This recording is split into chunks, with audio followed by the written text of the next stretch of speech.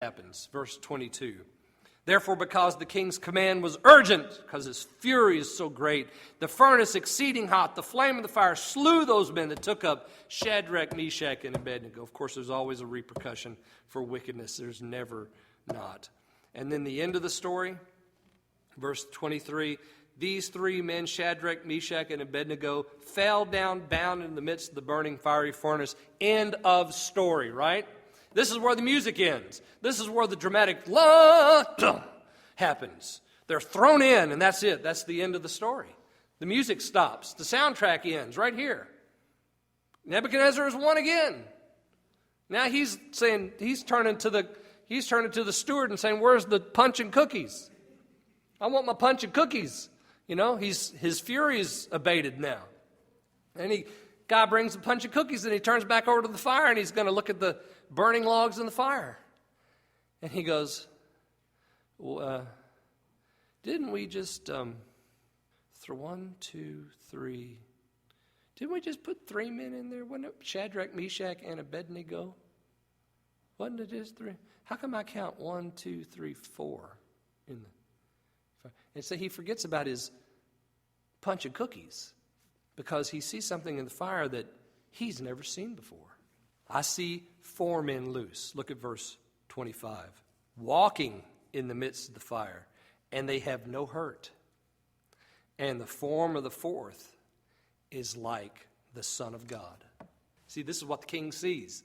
He sees it, and he confirms it with his counselors. He said, "Look in there, boys. Didn't we just put 3 men? I see 4. And they said, "Yeah, there's 4 men in there." You see, this is why we suffer. This is why we're called to be tested. This is why there's a burning fiery furnace in front of a godless altar, in front of a golden image made by some man, so that the godless can catch a glimpse of the glory of God. And that glory happens when we get put into the furnace. Our chief end is to glorify God. And ladies and gentlemen, sometimes that means in a furnace. These boys are glorifying God with their bodies, being cast into a burning fiery furnace. Sometimes that's what it means.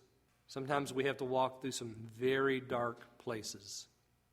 But the result is what the king said next. He called them out. He said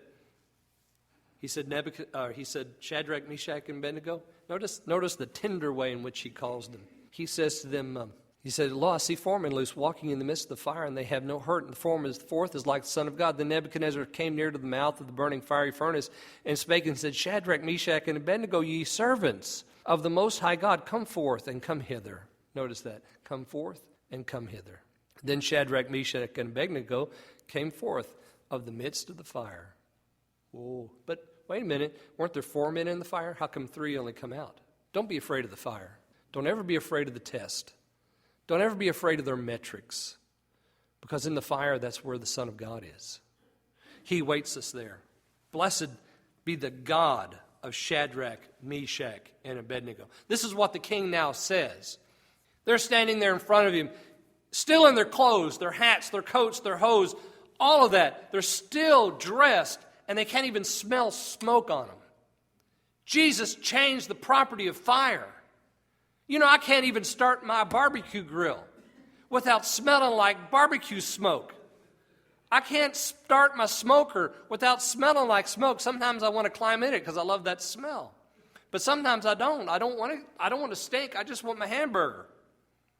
But you can't get close to a fire without smelling like it. They didn't even smell like smoke. Jesus changed the entire property of fire while these boys were in the furnace. And they come out, and they smell like they've been at the salon all day. And Nebuchadnezzar says, "Blessed be the God of Shadrach, Meshach, and Abednego." And then he says there at the very last thing, and Nebuchadnezzar does the best that Nebuchadnezzar can do. He makes this decree, and he says, "I'm going to tear your house down if you don't speak kindly of this God of the Jews." But then he says this at the very end. He says, "There is no other God that can deliver after this sort." Isn't that good? There is no other God that can deliver after this sort. He delivered me from drug addiction. And I'm going to tell you something, ladies and gentlemen, there is no other God that can deliver after that sort. He delivered me from my sin. There is no other God that can deliver after that sort. I don't know what kind of mess or distress you're in, but I'm going to tell you something. From the distress, if you will call on the Lord, He'll hear you and answer you and deliver, and the words of Nebuchadnezzar will become true again for you.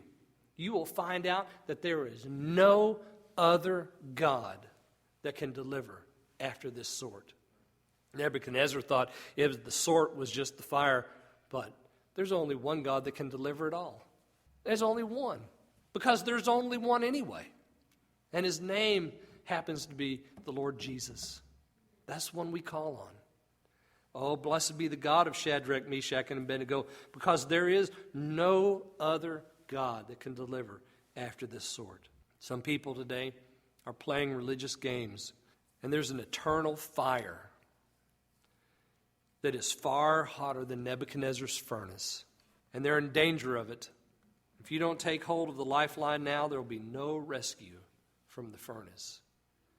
God can deliver you from the furnace of hell. He can deliver you from the furnace of your afflictions. He can deliver you from the furnace of your distractions. He can deliver you from the furnace of your troubles, your persecutions, your own sinfulness, which is the worst, your own wickedness. Only He can deliver. Jesus will meet you. Thanks for listening to this week's message. Please join us again next time for another installment of the Creek Road Baptist Pulpit.